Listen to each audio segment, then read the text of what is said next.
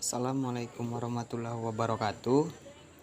Kembali lagi bersama saya di AJM Otomotif.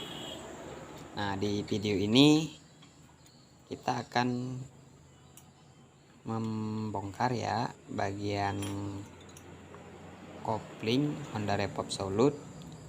Ya, di sini sepertinya sudah dirubah memakai kopling manual. Di video ini kita akan membahas bagaimana cara membuat tarikan motor ini supaya lebih ringan lagi, karena selama motor ini dipakai sama pemiliknya, katanya itu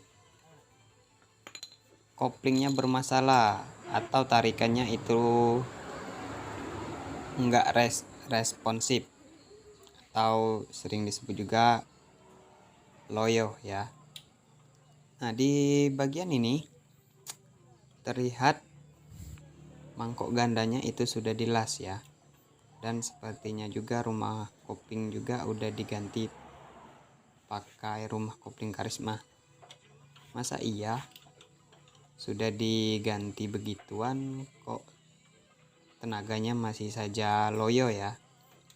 Nah, untuk video selanjutnya, bagi teman-teman yang sedang menonton video ini, mohon jangan di skip, tonton terus, simak ya, supaya kita tahu bagaimana cara mengakali bagian ini biar supaya tarikannya lebih enteng lagi dan tidak berat.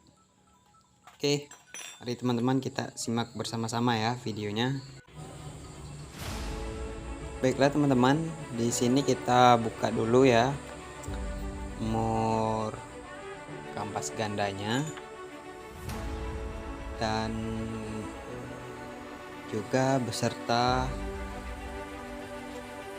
baut rumah kopling ya. Nah, di baut rumah koplingnya itu ada 3 buah baut 10.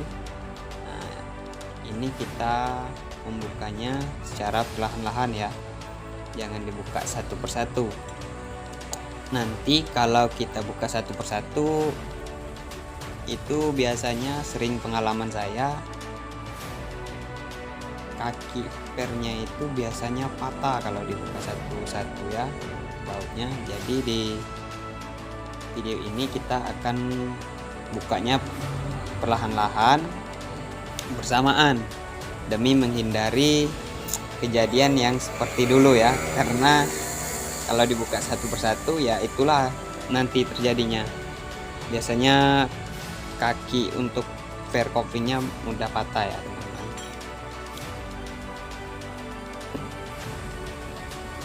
Nah, ini dia fair kopling bawaannya ya teman-teman. Di sini berjumlah 6 buah dan masih memakai fair standarnya Karisma. Namun di sini pemiliknya meminta ingin untuk mengganti fair yang lain, yaitu fair Suzuki Smash ya. Nanti rencana saya akan mau gabungin menjadi 3 fair yang standar Karisma dan 3 fair koplingnya Suzuki Smash ya teman-teman, biar itu ketika penarikan di handle koplingnya nanti itu biar koplingnya lebih responsif lagi atau enggak slip ya. Baiklah teman-teman, di sini kita sudah melepas bagian rumah koplingnya ya. Nah, begitupun juga kampas gandanya nanti akan kita lepas ya. Kampas gandanya nanti kita akan lepas dari lasannya. Nah, ini kita akan melakukan pencopotan dulu ya teman-teman. Biar kenapa? Ya inilah supaya biar nanti itu tarikannya enggak lagi loyo ya. Itu dengan cara kita melepaskan kampas gandanya. Nah, di bagian kampas gandanya ini juga kita melakukan pencopotan lagi ya, di bagian rumahan kampas gandanya, yaitu dengan cara mencongkel spinya yang berjumlah 3 buah ya teman-teman. Sini kita lepas dulu kampas gandanya, lalu rumahannya kita pakai lagi dan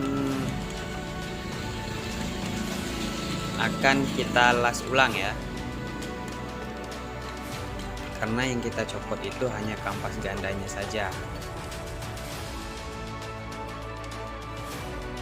Baiklah teman-teman, sebelum kita melakukan langkah selanjutnya, sebelum melakukan langkah pengelasan ya, biasanya sepeda motor itu ada akinya ya, itu dilepas dulu kabel masanya sebelum proses pengelasan ya. Nanti kalau nggak dilepas takutnya terjadi konsleting arus pendek ya, yang bisa menyebabkan konslet.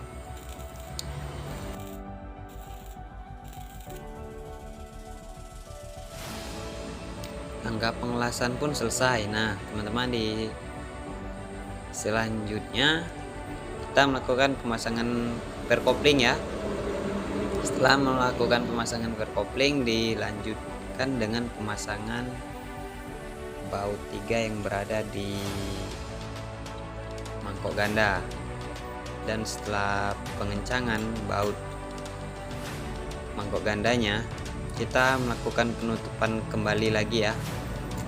Setelah penutupan bak koplingnya, di sini kita